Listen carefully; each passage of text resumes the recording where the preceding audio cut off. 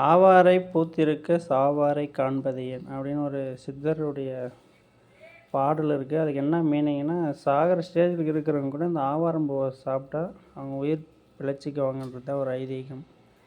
So அவ்வளோ மருத்துவ குணம் இருக்குது. சாப்பிட்டா கோல்டன் கலரில் உங்கள் ஃபேஸ் மாறும்.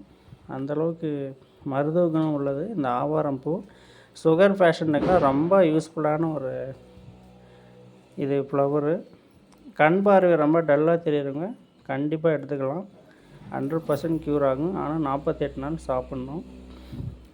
ரொம்ப யூஸ்ஃபுல்லான ஒரு மருத்துவ குணம் உள்ள ஒரு ஃப்ளவர்னால் இது ஆவாரம் பூ தான்.